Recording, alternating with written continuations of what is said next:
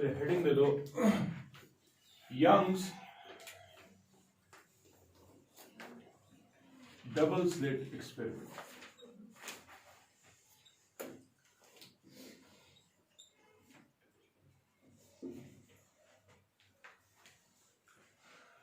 देखो बेटा, हाइगन ने जो कंसेप्ट दे दिया था, क्योंकि कुछ फिनोमेना लाइट के ऐसे थे जो एक्सप्लेन नहीं हो रहे थे on the basis of the ray optics. ठीक, हाइगन ने जब वेव थ्योरी का इंट्रोडक्शन दे दिया तो दो एक्सपेरिमेंट्स ऐसे हुए।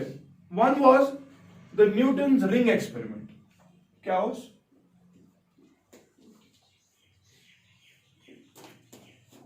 And another was Young's double slit experiment, which confirmed कि भाई हाइगन ये दलील छु वनान कि लाइट है वेव, अथ पार्टिकल्स वाइब्रेट करान perpendicular to the direction of propagation. हाँ, ये कंसेप्ट जो है हाइगन का, ये कंसेप्ट सही है। But it was only after these two experiments. This was of course performed by Newton, and this experiment was performed by Thomas Young in the year 1801. अर्धशत आखोसवरी, जिस साल में हाइगन यानी ये थॉमस यंग ने देखा कि yes, light has to be considered as a wave, because what he saw is that he used a source. ठीक, this source of light जो था, it was emitting only a single wavelength. क्या उसका emit? Single wavelength मतलब it was a monochromatic source. समझिए तरह, वो समझ रहे हो?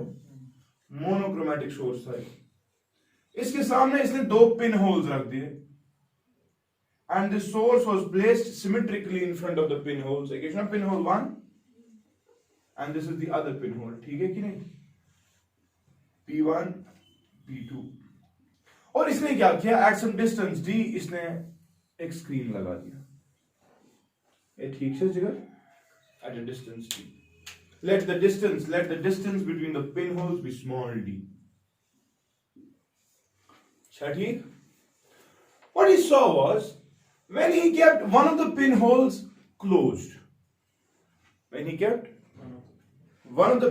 closed, he saw a general illumination on the screen. This is the screen। अब इस स्क्रीन पे इसने देखा कि एक जनरल इल्यूमिनेशन हो रही है, जिस तरह से लाइट एक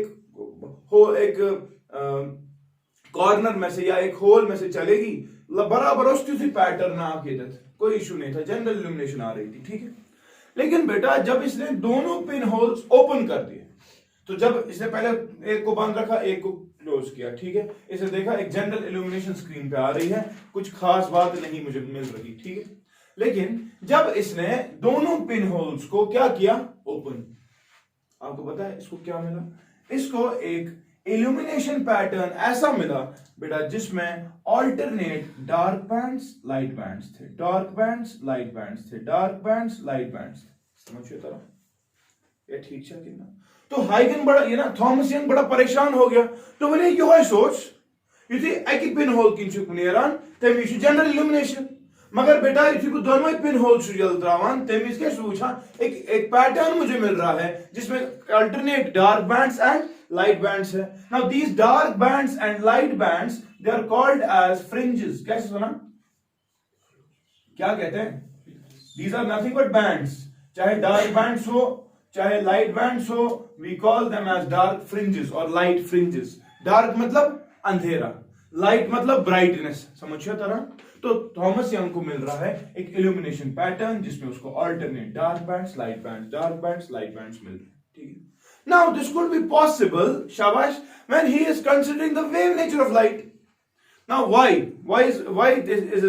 is it necessary that he has to consider the wave nature of light? Because हमने कल ही देखा, waves जब इंटरफेयर आपस में करती है, सुपरपोजिशन का कंसेप्ट जब आ जाता है, तो एक फिनोमिना आ जाता है जिसको हम क्या कहते हैं, interference.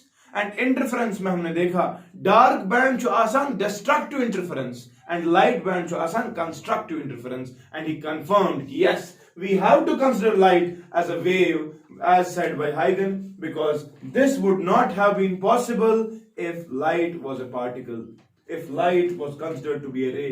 This has to be possible when we are considering क्या, the wave nature of light, because wave nature में एक phenomena है that is interference, and interference में आपको पता है constructive interference है, destructive interference है। ठीक है, Now for experimental purposes, these two pinholes are actually acting as the sources of light.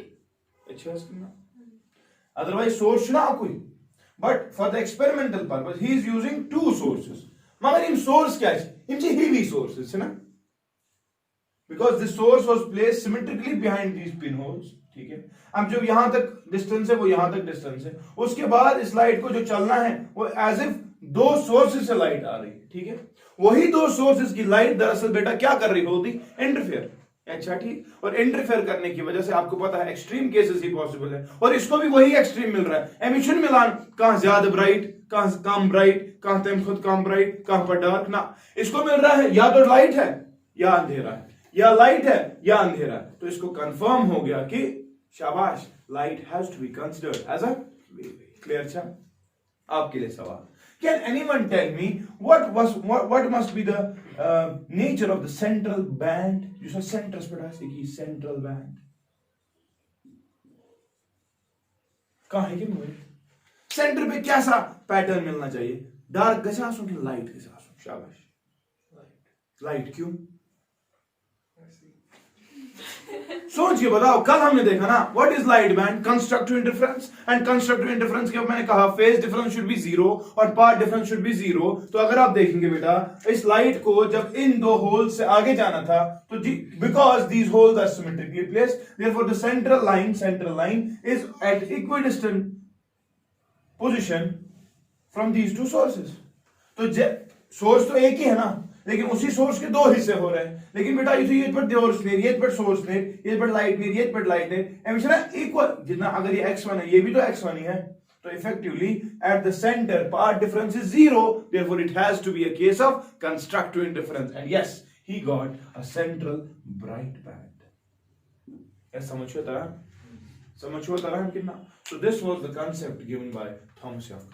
लेकिन बेटा यू सी इंटरफेरेंस पैटर्न, इसको डिफरेंट सिचुएशंस में डिफरेंट इंटरफेरेंस पैटर्न्स मिलते हैं. ठीक है? इसको दो टाइप्स ऑफ इंटरफेरेंस पैटर्न्स में. अख इंटरफेरेंस पैटर्न छु नाउ सस्टेन्ड इंटरफेरेंस पैटर्न. क्या छु?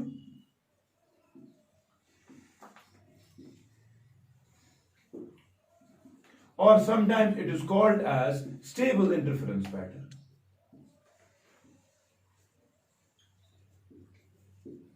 या ठीक छा? ब्याक अख पैटर्न मिलो अमिस जिसको इसने नॉन अनसस्टेन्ड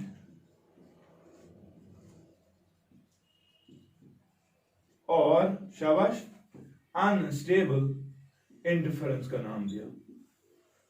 ये क्या गो तो ये क्या गो समझ लो. मेन का सस्टेन्ड इंटरफेरेंस पैटर्न को सु इंटरफेरेंस पैटर्न जिसमें सपोज फॉर एग्जांपल ये सेंट्रल ब्राइट बैंड छा. इस सेंट्रल ब्राइट बैंड रोज हमेशा bright irrespective of the sources used. ये यहां पर ये बैंड है, ये ब्राइट बैंड है, इसको हमेशा ये ब्राइट बैंड ही मिला. इसकी इंटेंसिटी कभी कम कभी ज्यादा नहीं हुई, हमेशा एक ही इंटेंसिटी पे था. ठीक है? और हमेशा ये सेंटर ब्राइट बैंड ही था. ये डार्क बैंड, ये डार्क बैंड गो न जहन ते लाइटस मज कन्वर्ट न गई अमिच डार्क बैंड इंटेंसिटी इंक्रीज. समझी तरह. सो ऐसे इंटरफेरेंस पैटर्न यानी कि जो मुझे इल्यूमिनेशन आज मिल रही है वो कल भी मिलेगी, वो परसों भी मिलेगी, वो एक दिन के बाद भी मिलेगी. ठीक है? तो वो इंटरफेरेंस पैटर्न कंटिन्यूअसली चेंज नहीं हो रहा था. ऐसे इंटरफेरेंस पैटर्न को बेटा क्या कहते हैं? सस्टेन्ड और स्टेबल इंटरफेरेंस पैटर्न. अच्छा ठीक. Now remember, in order to have this sustained और stable interference pattern you need to have coherent sources of light. क्या सोर्सेस होने चाहिए? कोहेरेंट. कौन सोर्स का से कोहेरेंट सोर्स ऑफ लाइट. ठीक है? कोहेरेंट सोर्सेस याद भेजता हूं. अगर बेटा आपके दो सोर्सेस ऐसे हैं कि उनका एम्पलीट्यूड, उनकी वेवलेंथ, उनकी फ्रीक्वेंसी और उनका फेज विद टाइम चेंज नहीं हो रहा, और दो सोर्सेस ऐसे हैं जिनका एम्पलीट्यूड, जिनका वेवलेंथ, जिनकी फ्रीक्वेंसी हमेशा सेम रहेगी. सोर्स इसका भी एम्पलीट्यूड है, दूसरे का भी एम्पलीट्यूड है, इसकी भी वेवलेंथ लैम्डा, इसकी भी, यानी कि दोनों क्या होंगे? Monochromatic source. समझी तरह. उनकी फ्रीक्वेंसी भी सेम, एक की फ्रीक्वेंसी f1 दूसरे की भी f1. ठीक है? और उनके दरमियान जो फेज डिफरेंस होगी वो फेज डिफरेंस या तो 0 होगी या हमेशा कांस्टेंट होगी. सो अगर इसने चेंज की अच्छा ठीक। और एक और चीज, उनकी पोलराइजेशन, हमने पोलराइजेशन पढ़ा है ना, उनकी स्टेट ऑफ पोलराइजेशन भी क्या होगी, सेम। ऐसे सोर्सेस को कोहेरेंट सोर्सेस कहते हैं। क्या शिकवाना, तेल क्या है नॉन कोहेरेंट सोर्स, शाबाश, जिसका amplitude, wavelength, frequency with time change होता होगा। या तिमासद ने बराबर आसान की है। तब से वच मैं एम क्या इस्तेमाल करूं, इसको क्यों एक स्टेबल इंटरफेरेंस पैटर्न मिल रहा था, इसने एक ही सोर्स इस्तेमाल किया था ना, उसी सोर्स के क्या हो रहे थे दो हिस्से, तो इफेक्टिवली इसने जो लाइट दी थी वैसी लाइट इसने भी दी थी ना, इसका भी एम्पलीट्यूड ए, इसका भी एम्पलीट्यूड ए, इसकी भी वेवलेंथ लैम्डा, इसकी भी वेवलेंथ लैम्डा, इसकी भी फ्रीक्वेंसी एफ, इसकी भी फ्रीक्वेंसी है, और इनके दरमियान जो बेटा फेज डिफरेंस था वो क्या था, जीरो। स्टेट ऑफ पोलराइजेशन तो सेम ही थी क्योंकि एक ही सोर्स से आ रहे थे, समझिए तरह। So that is why he was getting a stable interference pattern, समझ गए ना। सो कोहेरेंट सोर्सेस की डेफिनेशन आप लिखिए, coherent sources are those sources of light which are same amplitude, wavelength, frequency,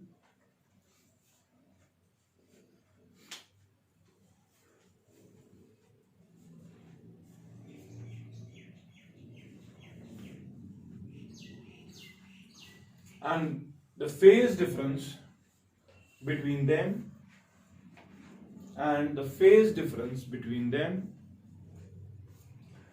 is zero or remains constant throughout.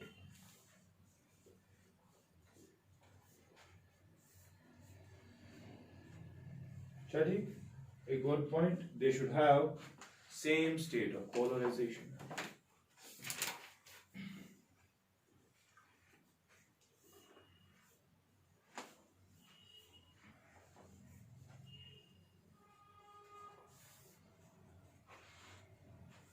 क्या समझो तरह।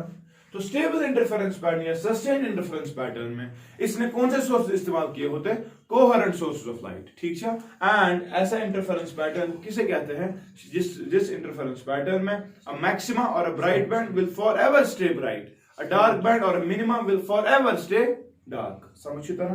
क्या है अनसस्टेन्ड और अनस्टेबल इंटरफेरेंस पैटर्न, इसमें कंटिन्यूअसली जो इंटेंसिटीज है बैंड्स की, फ्रिंजेस की, ठीक है, वो चेंज होती होगी।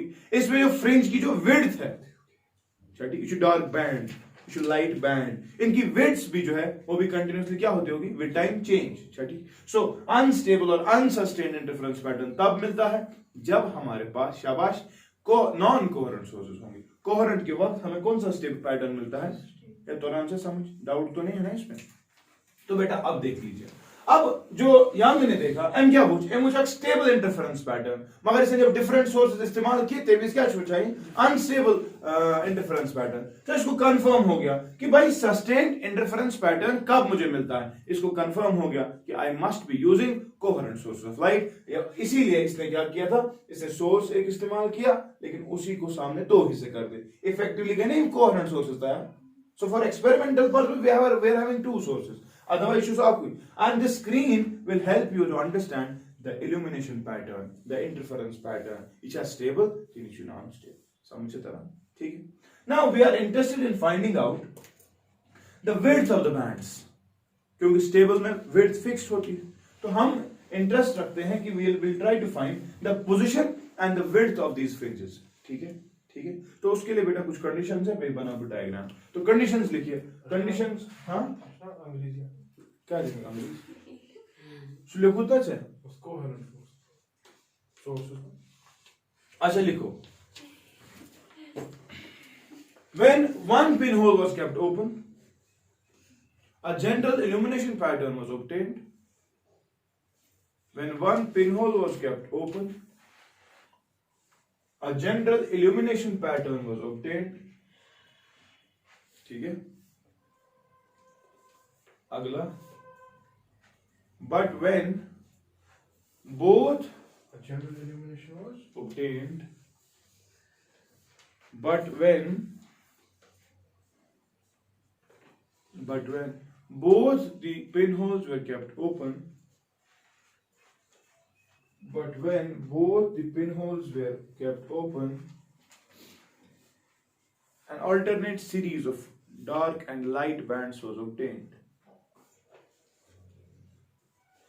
An alternate series of dark and light bands was obtained.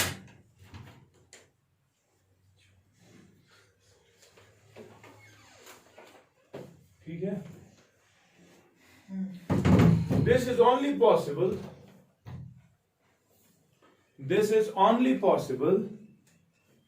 when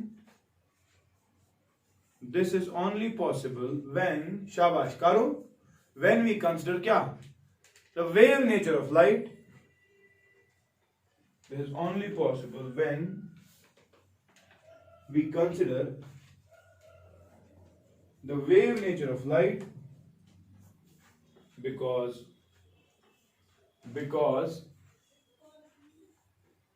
dark and light bands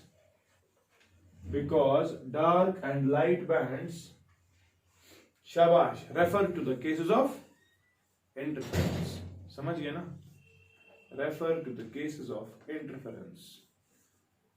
break में लिख दो constructive and destructive interference. समझ आती? Okay. Bands are also called as fringes. ठीक है, अच्छा जरा यहां देखो, मैंने क्या कहा, ये पॉइंट इंपॉर्टेंट है, that will always have a central bright band. Center especially dark band possible keen because the path difference at the center is zero, and effectively constructive interference will take place, and therefore a central bright band. ठीक है, चलिए heading दे दो, position and width of the fringes. Position and width of fringes.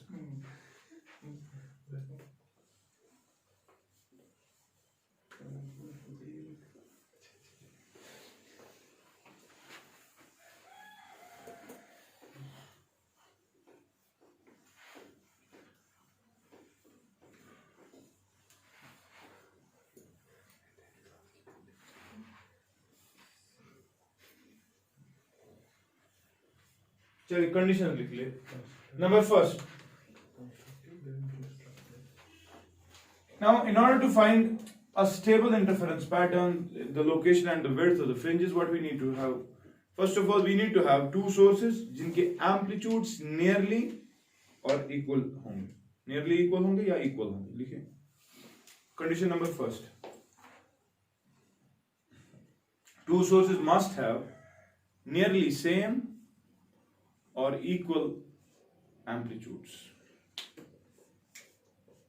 ठीक है, अगला second, the sources must be narrow. The sources must be narrow. ठीक है, narrow मतलब ये पिन होल जो है बहुत छोटे हो. ठीक है, अगला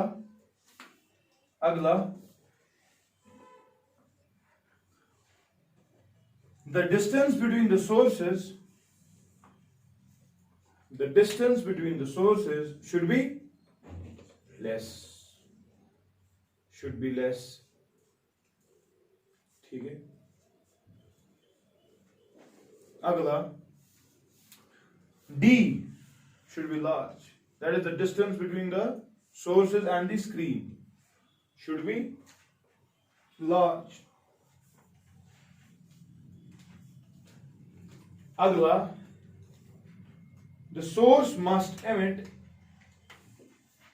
large wavelength. Lambda should be large. Chatti.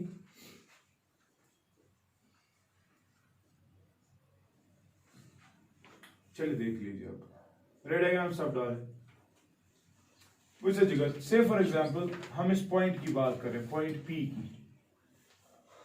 इस पॉइंट पे अगर इस वाले सोर्स से वेव निकलेगी तो उसको डिस्टेंस कुछ कवर करनी पड़ेगी, से x1. ठीक है, और अगर इस वाले सोर्स से वही लाइट निकलेगी उसको डिस्टेंस कुछ कवर करनी पड़ेगी, से x2. ठीक है, यहां पे एक ट्रायंगल कंप्लीट हो सकता है और यहां पर भी एक ट्रायंगल कंप्लीट हो सकता है. Let this be A, let this be B, and we'll say this is C. ठीक है ना.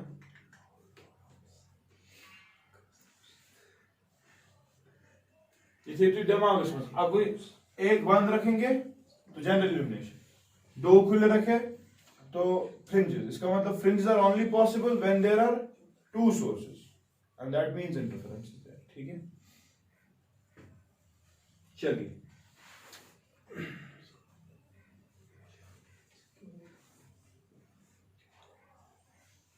let this distance from the center be say x, ये distance x, because x is the location of the fringe, जिस fringe की हम बात फिर करेंगे। ठीक है ना, चलिए तलाय पर थोड़ी नजर बहका करे गड़। अच्छा ये कितना है, ये डिस्टेंस यहां से यहां तक, दिस इज g/2। अच्छा क्योंकि टोटल d है, सिमेट्रिकली प्लेस्ड लाइन है, चलिए सीधे d/2। ठीक है, चलिए ट्राइंगल लेते हैं। इन ट्राइंगल P1C, ठीक है, P1C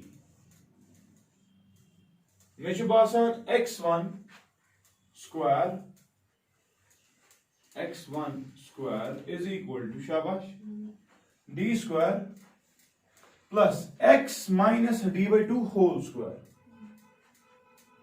d स्क्वायर प्लस क्या x minus d/2 whole square, ये ना x minus d/2 pc, x minus d/2, और ये कितना है, ये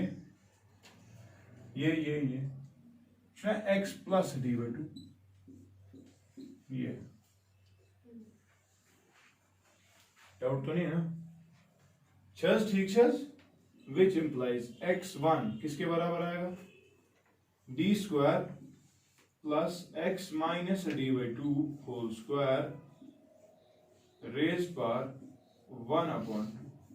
यस, डाउट तो नहीं, which implies x1 is equal to, नजर थे जो क्या कर जादूगरी हवा बैगा से d स्क्वायर कॉमन करे, जरा डी स्क्वायर कॉमन निकालो, ये तुझे दिल 1 प्लस 1/d स्क्वायर है ना, into x minus d/2 whole square. ठीक है, ये हो गया इतना, इस सारे को पावर दे रहा हूं अब 1/2, खबर समझ तो रहा, which implies x1 is equal to d square को जो अपना पावर लगेगा 1/2, सो इधर d हो, हाँ इंटू क्या 1 plus 1/d square into x minus d/2 whole square. ठीक है ना, हो रेज पर 1/2। कोई प्रॉब्लम तो नहीं किसी को? अच्छा समझना बच्चा, हमने बोला अभी d इज वेरी लार्ज, वो ना कंडीशंस में, if d is very large what is 1/d square, less than 1, चस ये टर्म से less than 1 की, ये टर्म है ना less than 1। now if this term is less than 1, do you know binomial theorem?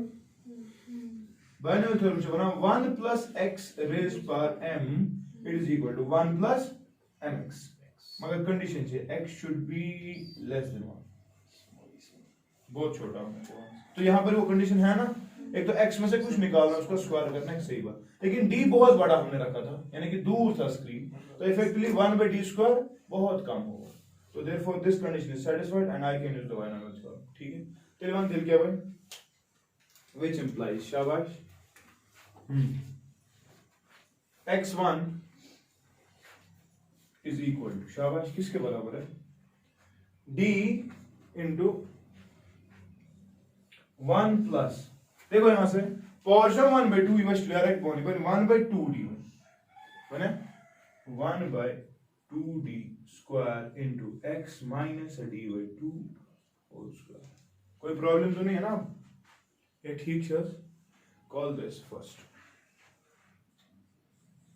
ठीक है, can we use the same concept for x2, तब कौन सा ट्राइंगल आप लेंगे, x2 के लिए P2B, ठीक, x2 square will be equal to x plus d/2 whole square plus D square, again D square common.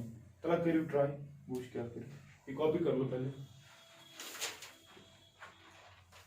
चलिए बेटा, अगर आप इसी तरह से आप इस वाले ट्राइंगल के लिए अप्लाई करेंगे, किस ट्राइंगल के लिए? इन ट्राइंगल, शाबाश, P, P2 and P, you'll see that x2 will be equal to d into 1 plus 1 by 2d square into x plus d by 2d whole square, ये आएगा।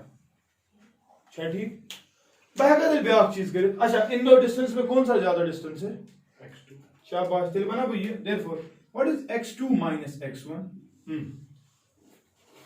This minus that, go d into 1 plus 1 by 2d square into x plus d by 2 whole square। में से subtract करना है आपको क्या? d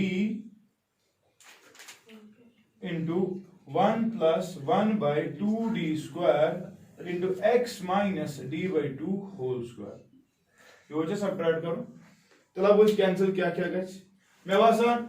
ये d plus है यहाँ पे और ये d माइनस है यहाँ पे, ये बनेगा यहाँ पे ऊपर में डायरेक्ट लिख रहा हूँ, तो ये d मल्टीप्लाई से कर, क्या भाई दिया कर मल्टीप्लाई, भाई 1 by 2d मगर प्लस वाला 1 by 2d, अब मत रहेगा d स्क्वायर, ए d कैसे यहाँ पे मल्टीप्लाई बनेगा 1 by 2d, अंदर क्या रहा x plus d by 2 whole square, ठीक है, माइनस माइनस ये जैसे d इंटू दिस आएगा 1 by 2d, ठीक है, into x minus d by 2 whole square, ठीक है, कोई डाउट तो नहीं? कॉमन क्या निकलेगा? 1 by 2d, ब्रैकेट के अंदर क्या, a plus b whole square x plus d by 2 whole square minus x minus d by 2 whole square. समझ रहे हो? डाउट तो नहीं यहाँ पे किसी को? अगर छुट्टी बनी होती है करो एक पर कंटिन्यू। कौन सा वाला स्क्वायर? ये वाला, ये को नहीं किया था ठीक ना, ये d है ना, d इंटू 1 को d plus d into this हो गया 1 by 2d, पूरा था ना होल स्क्वायर, इनको होल स्क्वायर कहाँ था? वो एक्सप्रेशन ये है ना, कट स्क्वायर सुजी इतसी वो इसको है x minus d by 2 को स्क्वायर, ओवरऑल नहीं। ओके, तो लाइक क्या गाइस कैंसिल, शाबाश, that is equal to 1 by 2d, yes one सा expansion, x square plus d by 2 whole square plus 2 times x d by 2, है ना, और ये माइनस, ये क्या लिखो, x square plus d by 2 whole square minus twice x d by 2, यही आएगा ना, ये हो गया ये वाला ब्रैकेट एंड देन फिर हो गया वो वाला ब्रैकेट, ठीक, कैंसिल क्या गया गाइस भाई, मुझे लगता है ये x square minus x square cancel, d plus d by 2 whole square और ये minus d by 2 whole square, effectively this is xd, और यहां पर भी x, ये 2 2 2 2, तो आएगा xd माइनस और माइनस प्लस xd, फिर क्या बनी इधर ओवरऑल क्या शीट है, twice xd, which implies x2 minus x1 is equal to, इसके बदले सारे के बदले आ रहा है ट्वाइस xd, मगर स्मॉल d, क्या divide by 2d, 2 and 2 will, which implies what is actually x2 minus x1, x2 minus x1, शाबाश, कल भी हमने देखा था, इसलिए पाथ डिफरेंस, दो सोर्सेस को किसी एक पॉइंट पे जाना है, एक को ये रास्ता कवर करना है, एक को ये रास्ता, तो इफेक्टिवली क्या पाथ डिफरेंस है, क्या ना, रिप्रेजेंटेड बाय डेल्टा, तो डेल्टा इज नथिंग बट कितना, xd अपॉन, करिए जो हम कॉपी एम पर करो कंटिन्यू।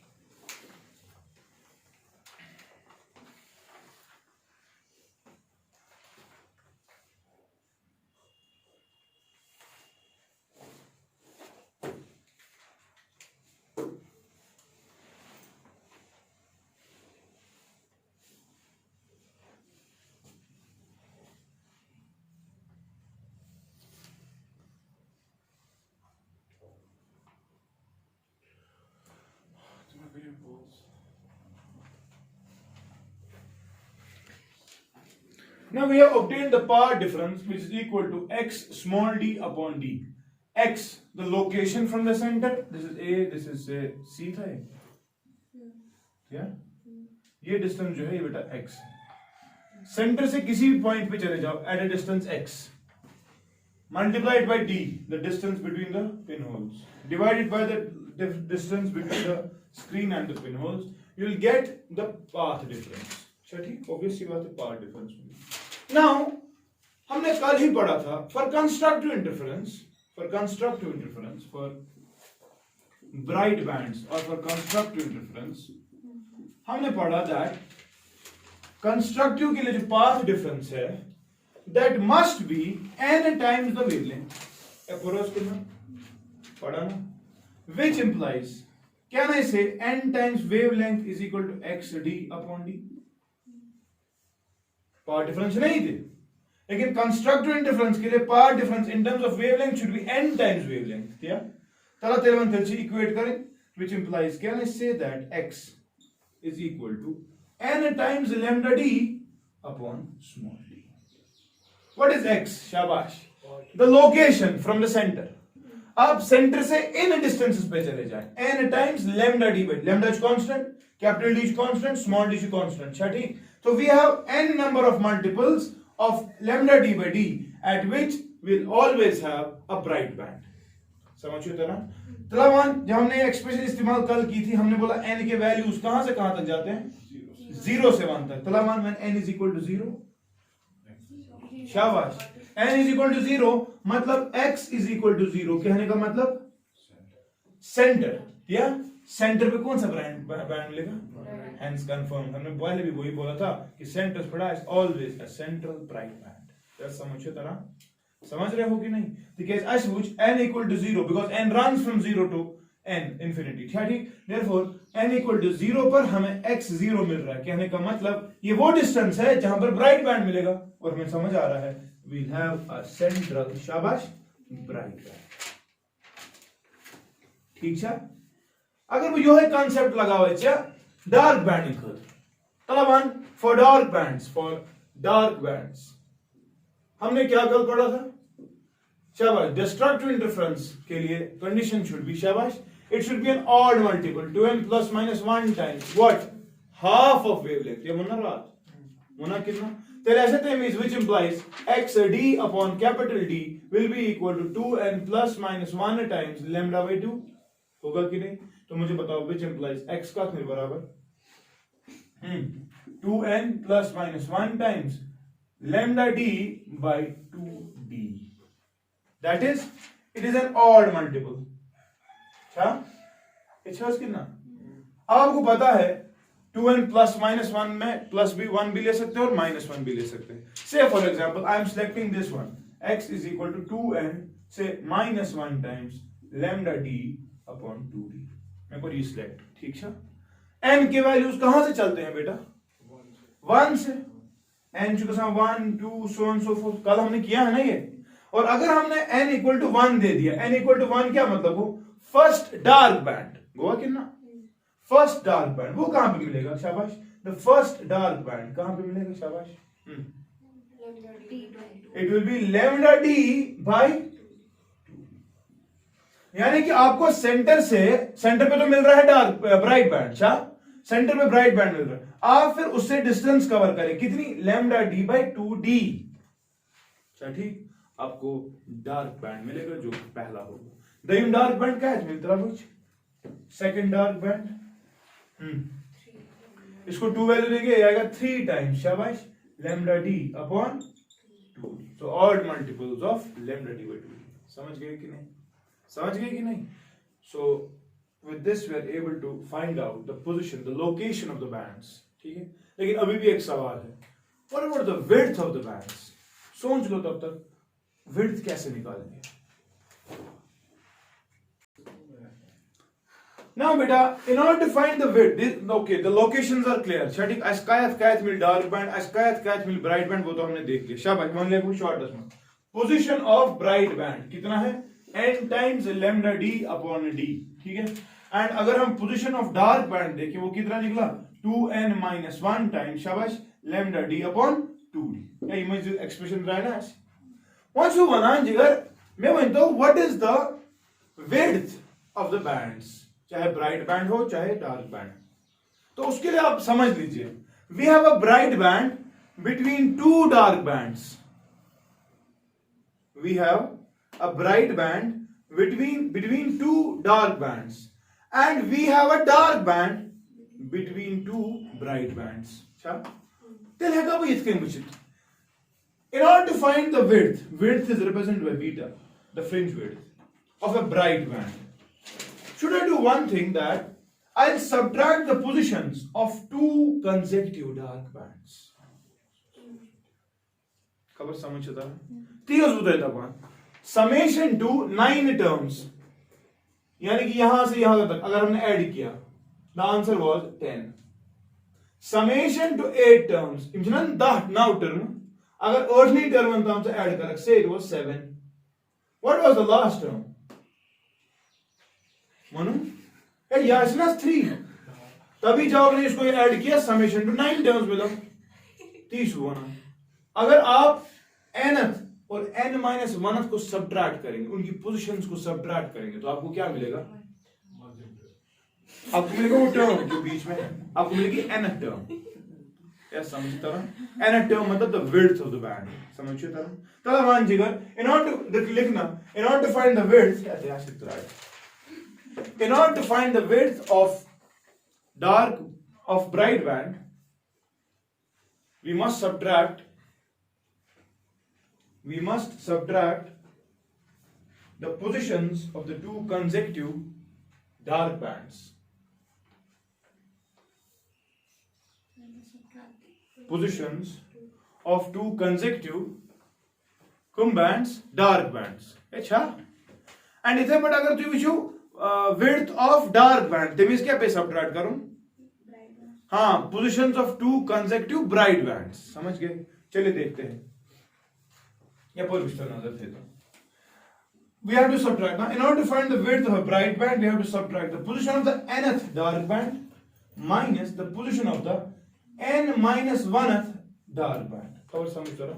नहीं, what is the position of the nth dark band? Dark band की पोजीशन यही है ना, क्या है? 2n-1 times lambda d upon 2d, और यही है। इससे बेटा आप सब्ट्रैक्ट करें क्या? The position of the n-1th dark band. n-1th की एक्सप्रेशन क्या आएगी शाबाश? Twice n के बदले क्या देना है? n-1, तो समझ, n-1 -1 टाइम शाबाश lambda d upon 2d। Clear? तलाबानी करने बराबर थे 2d ने रहा एलसीएम, ये बनिए 2n-1 times lambda d minus, ये बनेगा अंदर 2n-3, समझ, ये वो -2 और फिर ये -1 आगे ना -3 टाइम्स lambda d, ठीक है ना?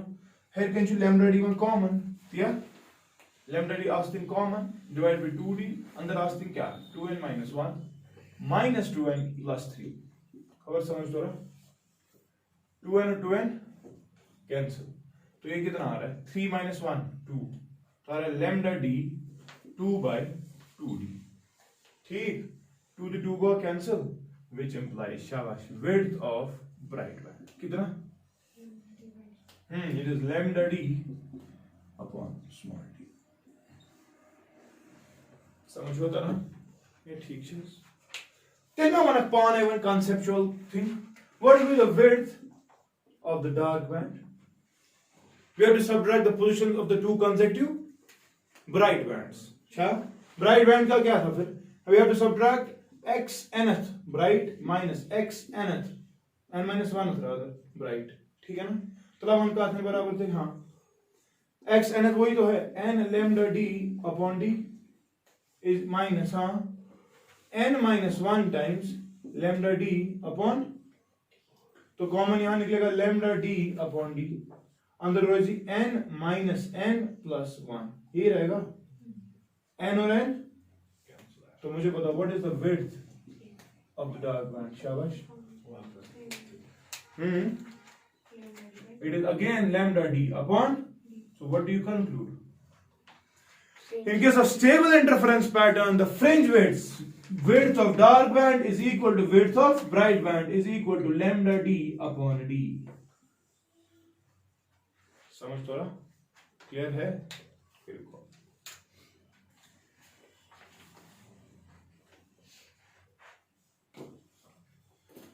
हमने अभी कहा कि सेंटर पे बेटा एक ब्राइट बैंड होगा. से फॉर एग्जांपल सेंटर पे जो ब्राइट बैंड है वो ये है. अच्छा ठीक, ये जो ब्राइट बैंड, हमें इसकी विड्थ देखनी. और हमने फिर देखा the location of the first dark band. Location of the first dark band, expression क्या आई थी उसकी? शाबाश, लैम्डा डी बाई 2d. तो कुछ बस यानी कि सेंटर पे शुद्ध पाकुन कितना? लैम्डा डी अपॉन 2d है ना. तब आपको क्या मिलेगा? अंधेरा वो मिलेगा ना. तो इसका मतलब because the interference pattern is symmetric, जितना लेफ्ट से है उतना ही राइट से है. तेरे ऐसा या पर अगर सुको अगर से या पर का सर ऐसा भी तो हो सकता है, ऐसे चले जाओगे तब भी आपको डार्क बैंड अगर ढूंढना है कितना चलना पड़ेगा सेंटर से? Lambda D upon 2d. तो ओवरऑल अगर आप यहां से लैम्डा डी बाई 2d जा रहे हैं, आपको शुरुआत मिल रही है डार्क की. यहां से यहां चल रहे हो लैम्डा डी बाई 2d, आपको शुरुआत मिल रही है किसकी? डार्क की. तो बीच में क्या था फिर?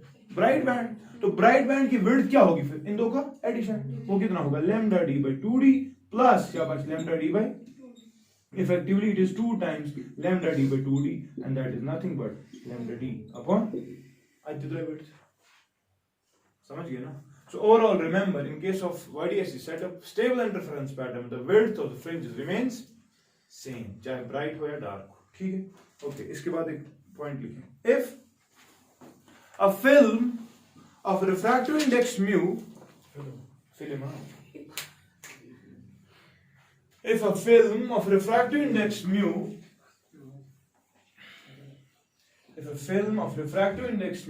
and thickness t is introduced in front of a pinhole,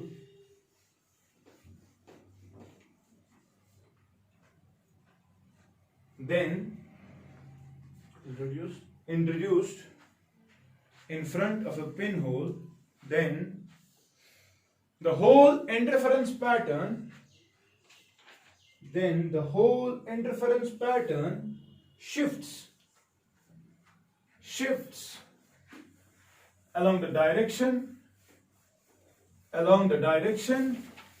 of the introduction of the film. Along the direction of the introduction of the film. And the shift is given by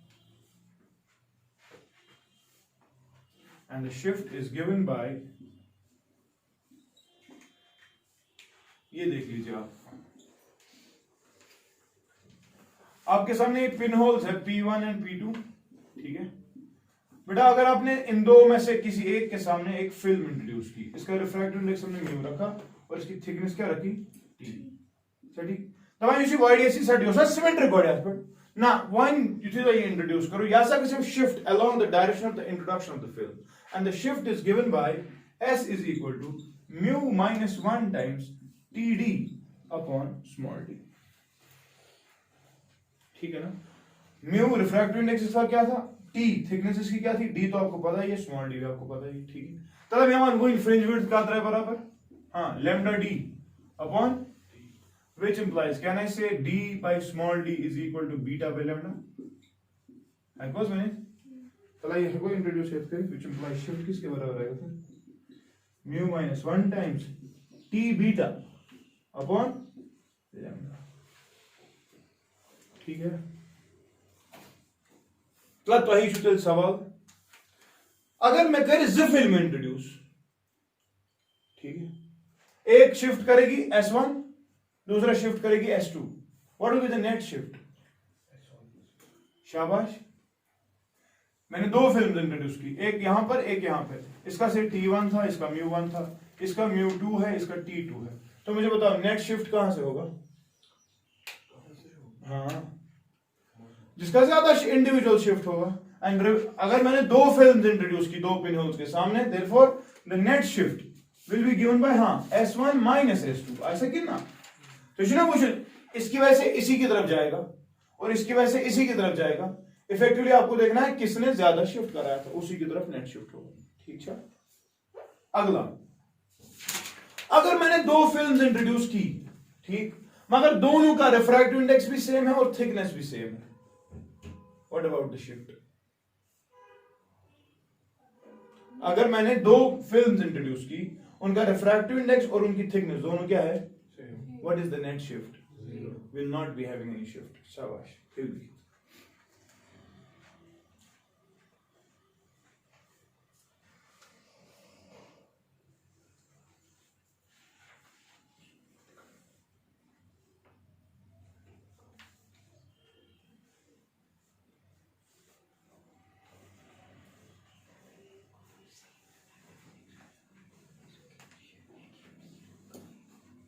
second ना, अख कर shift S1 ब्याख कर shift S2 because the shifts will be same, effectively there will be no shift. अख गस left कुन ब्याख गस right कुन, मगर नहीं ना बराबर बराबर, there will have no shift। ठीक है। ओके, अच्छा, हमने YDSC सेटअप में किस वेवलेंथ को इस्तेमाल किया है? मोनोक्रोमेटिक सोर्स को। लेकिन ये पॉसिबल जिससे कर रखा व्हाइट लाइट इंट्रोड्यूस। ठीक है, व्हाइट लाइट, इसमें सब कलर्स है कि नहीं?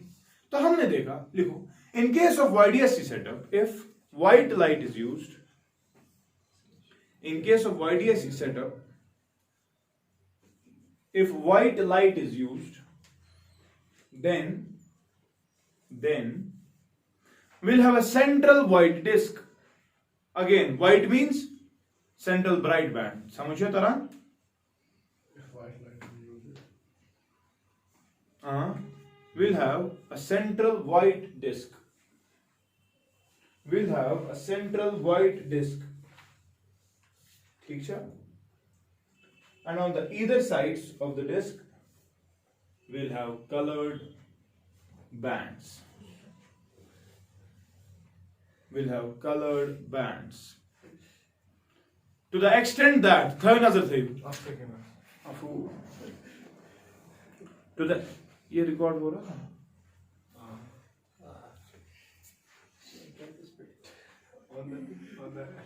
क्या? either side of the disc. We'll have colored bands. Otherwise क्या थे? Alternate dark and light bands थे, मगर इस वाले केस में हमें क्या मिलेंगे? Coloured bands. बेथे तो याद, कलर्ड बैंड का मतलब आपके पास वेवगाइड की जैसी सिचुएशन होगी। और आप याद रखें, एक उनमें से भी इंटेंस ज्यादा होगा, एक इंटेंस कम होगा। जिसकी इंटेंसिटी ज्यादा होगी तो ब्राइट बैंड, जिसकी इंटेंसिटी कम होगी उसको आप डार्क बैंड का नाम दोगे। लेकिन आप याद रखना, dark band you size dark band, suppose ये डार्क बैंड, मगर ये कलर्ड बैंड, सर ये कलर्ड बैंड, मगर कहेंचे इंटेंसिटी कम, कहेंचे इंटेंसिटी ज्यादा। जिसकी इंटेंसिटी कम उसको क्या नाम आप दोगे? डार्क, और जिसकी इंटेंसिटी ज्यादा उसको क्या नाम दोगे? ब्राइट। अब देख लो, जो डार्क बैंड है उसका अंदर वाला साइड जो होगा, अंदर वाला side, that will be red and the outer side will be violet और ब्लू। समझ आती? और जो आपका ब्राइट बैंड होगा, ब्राइट बैंड, उसका अंदर वाला साइड जो होगा वायलेट और ब्लू होगा, और बाहर वाला side red. This is for light being used as a polychromatic light, यानी कि आपने व्हाइट लाइट इस्तेमाल की। ठीक है, आपके पास अल्टरनेट कलर्ड बैंड्स मिलेंगे सेंटर पे, लेकिन व्हाइट कलर मिलेगा। ठीक है, कितना? So this is for dark and this is for bright. समझ तो ना? ठीक है, चलिए इसके बाद एक और point. If YDSC setup is shifted from air to a medium of refractive index mu, then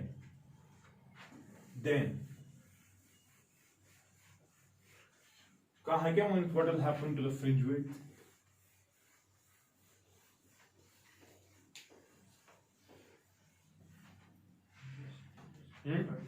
What will happen to the fringe width? शाबाश, 0. देखो बच्चा, what is the fringe width? शाबाश, it is lambda d upon small d. चल, लेकिन जब आप इस fringe width को देखते हो in air, obvious सी बात है, wavelength आशी lambda naught, lambda in air, तो क्या है? तो पता ये क्या, इस lambda naught लिखा?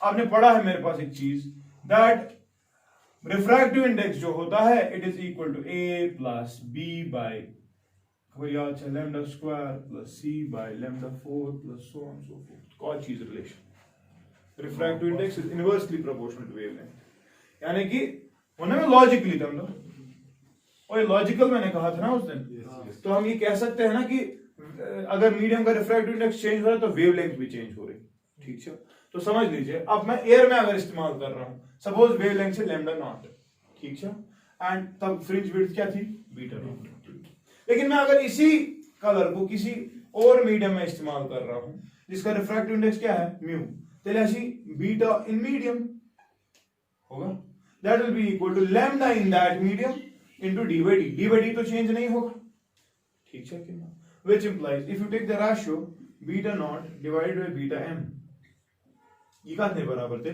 lambda naught divided by lambda m ठीक है do you know what is refractive index हाँ velocity of light in vacuum to velocity of light in medium velocity मतलब velocity of light in vacuum divided by velocity of light in medium या क्या लिख दी समझना मेरी बात मैं इसको लिख सकता हूँ velocity को ऐसे wavelength in vacuum divided by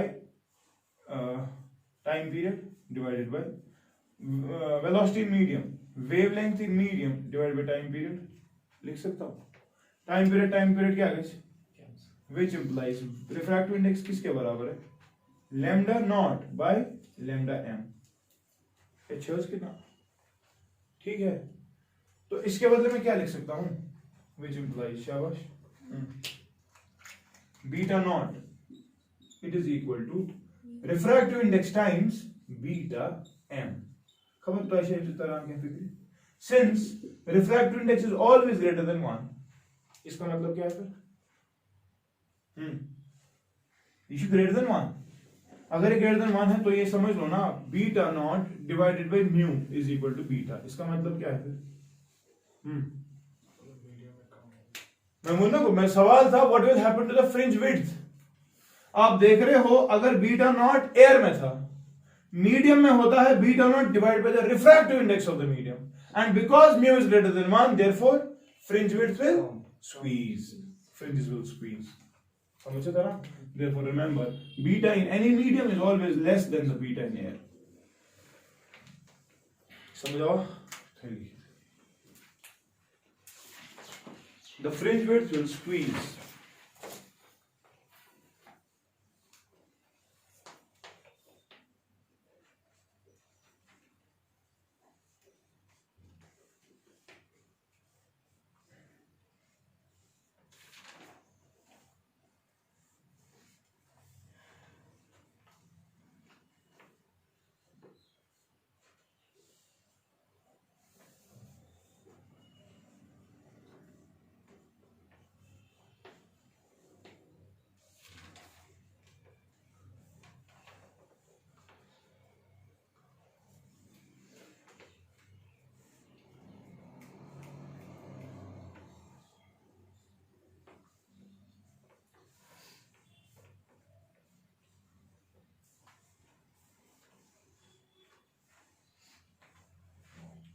ये ठीक है फिर लास्ट का केस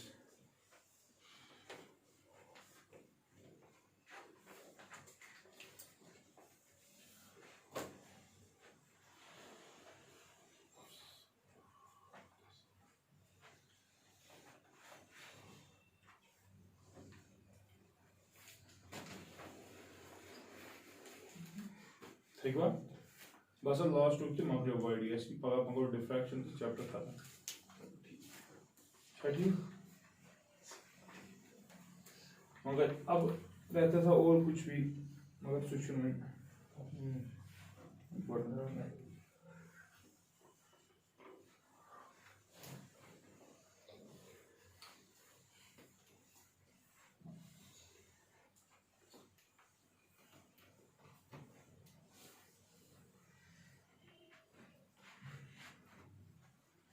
ये देख लीजिए आप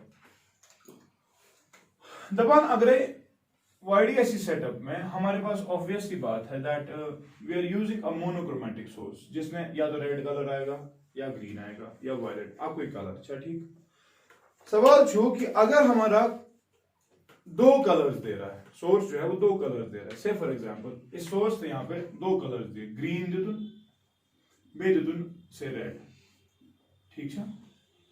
now what is going to happen to the interference pattern, कोई बता सकता है पहले? इन केस जरा पहले लिखो, in case of YDSC setup, in case of YDSC setup, if two wavelengths are used,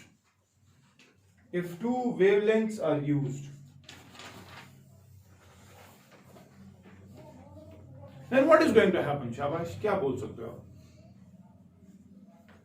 शाबाश, लिखिए आप। The two wavelengths will have their own interference patterns.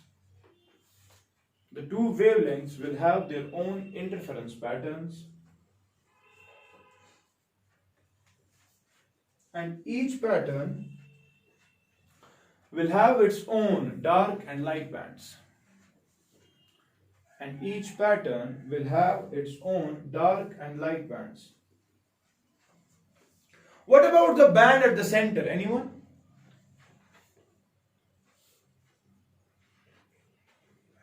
What about the band at the center? क्या है? Centre पे हमेशा bright band ही मिलेगा, क्योंकि power difference का मतलब है। व्हाइट लाइट करना इस्तेमाल तो आज मिलो ना सेंटर, व्हाइट का मतलब इतने कलर्स थे, तब जाकर भी सेंटर पे क्या मिला?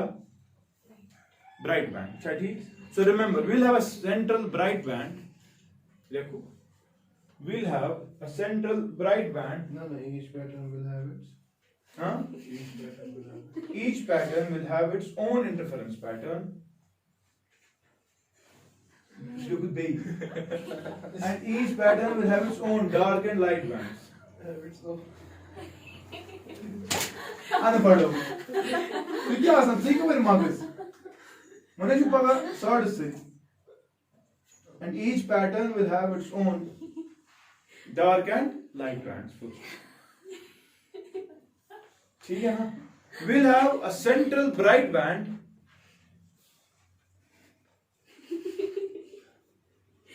for each color. We'll have a central bright band for each color because the path difference is 0.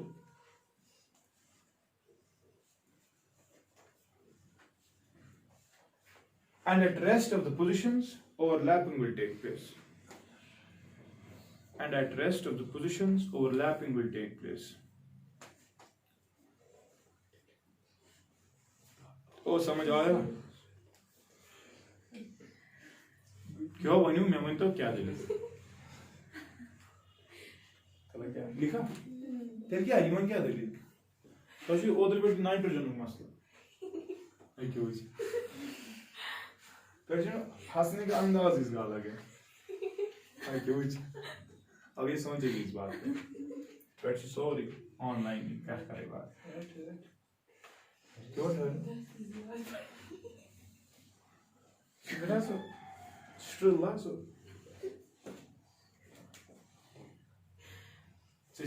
सुबह ना आसान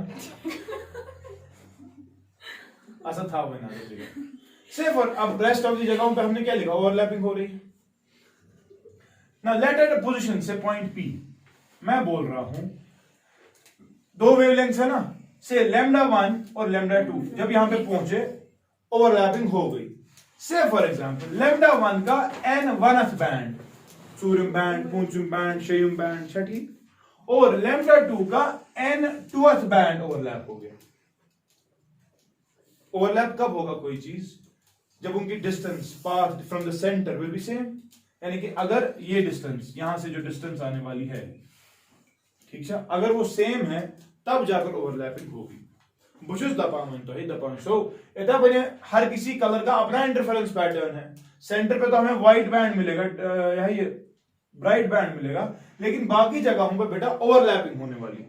अब मैं बोल रहा हूं इस पॉइंट पी पे λ1 का n1th बैंड मिशन पता कचुम बैंड त्रियुम सूर्यम पूंचुम और λ2 का n2th बैंड, यानी कि these are different bands. First band इसका चौथा बैंड उसका तीसरा बैंड इसका पांचवा बैंड, क्योंकि वेवलेंथ ना डिफरेंट तो सपोज दे आर ओवरलैप ठीक है। But the condition is that ये बैंड जो है इसके दे आर ब्राइट बैंड्स। कौन से बैंड्स है? Right. तो मुझे बताओ what is the position in the first case for the bright band? Bright band होने के लिए क्या कंडीशन हमने लगाई थी? शाबाश। किसी भी ब्राइट बैंड की पोजीशन निकालने के लिए मैंने कहा था it has to be n times lambda d upon d। ये हो सब फॉर्मूला, मगर n for the first case x1 जिसकी वेवलेंथ 1 है, तो एमएस क्या है x1 पे। शाबाश। एक तो n वनथ बैंड वहां पे है, ठीक, और वेवलेंथ उसकी lambda 1 है, ठीक है। What about the position of the second wavelength bright band? शाबाश। आज क्या है? n2, हमने कहा ना n2 lambda 2 d upon d, ठीक है। मैं कह रहा हूं यही दो बैंड्स ओवरलैप कर रहे हैं। What is x1 and x2 by the way?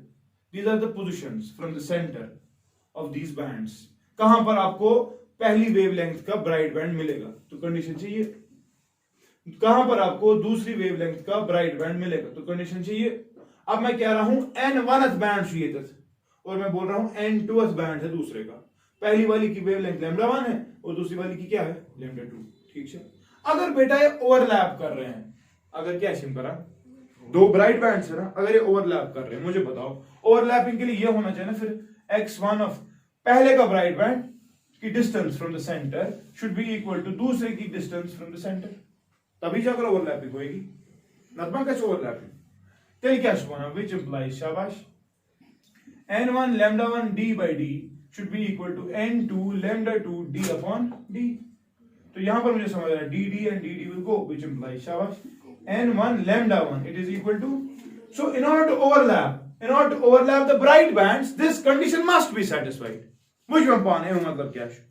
Say for example इस वाली इसका मतलब ये है ना which implies, मैं लिखूं n1 by n2 it is equal to lambda 2 by lambda 1। ये ठीक है? ठीक है, तो मैं थोड़ा दिमाग लगाया करूं, which implies n lambda is constant है का वो नहीं? ये भी कह सकता हूं। अब खुद बताओ, अगर पहली की दो कलर्स है, ऑप्शन ग्रीन ऑप्शन रेड, अगर रेड की वेवलेंथ क्या है बेटा? ज्यादा। रेड की वेवलेंथ ज्यादा है, बैंड नंबर क्या होगा? सुनते कम। और ग्रीन की वेवलेंथ है कम, इसका बैंड नंबर क्या होना चाहिए? वही ओवरलैप करेंगे, यानी कि जिस कलर की ज्यादा वेवलेंथ है उसका लोअर ऑर्डर बैंड ओवरलैप कर सकता है जिस कलर की कम वेवलेंथ है उसके हायर ऑर्डर बैंड के साथ। समझो तरह, समझ गए कि नहीं? So in order to overlap remember lower order band of higher wavelength and higher order band of lower wavelength must overlap, ठीक है, कैन ओवरलैप रादर, ठीक है। सो इस पॉइंट इसके बाद लिखे आप। अच्छा, यह है क्या पॉसिबल दिस? यह है क्या possible this if n1 is equal to n2, यानी कि इसका भी पहला बैंड और इसका भी पहला बैंड, ये ओवरलैप हो सकते हैं? इसका भी दूसरा बैंड, इसका भी दूसरा बैंड ओवरलैप हो सकते हैं? वेवलेंथ अगर ना वेवलेंथ अगर सेम है, मुझे अच्छे कि मुझे नाइस, अगर आपका लोअर वेवलेंथ है तो आपका हायर ऑर्डर होना चाहिए, और अगर आपका हायर वेवलेंथ है आपका लोअर ऑर्डर होना चाहिए। ये ना तो ओवरलैप घोषित किया, ठीक। लेकिन अगर मैं कह रहा हूं n1 is equal to n2, कहने का मतलब दोनों वेवलेंथ्स का तीसरा बैंड, दोनों वेवलेंथ्स का चौथा बैंड आपस में क्या कर रहा है? ओवरलैप। बेटा अगर ये ओवरलैप करे, इस एक्सपीरियंस से क्या समझ आ रहा है फिर? lambda 1 should be equal to, but this is not possible, this means monochromatic source। आज पढ़ना ही थी स्टार्ट, दो कलर्स, दो wavelengths, therefore this is not possible, ठीक है। So whenever we have to overlap, whenever we are using two wavelengths and we want to overlap them, remember higher order lower wavelength, lower order higher wavelength can overlap, ठीक है। So this was all about the interference pattern as obtained by Void AC, ठीक है। लिख दिया, इसको लिखना नीचे। This means that मतलब लिखो ये at point P, let at point P n1th order of lambda 1 and n2th order of lambda 2 overlap।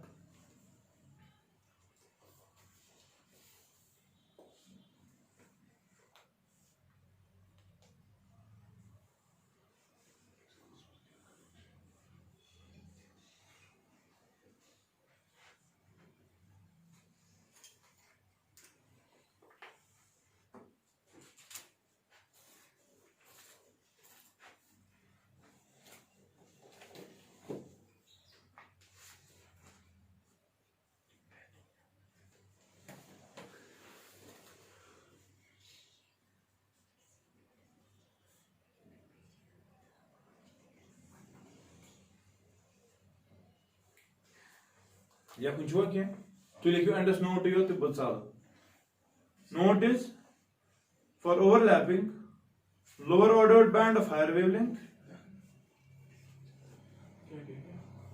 for overlapping lower ordered band of higher wavelength and higher ordered band of lower wavelength. For overlapping lower ordered band of higher wavelength, lower ordered band of higher wavelength and higher ordered band of lower wavelength must superimpose. I'll stop here.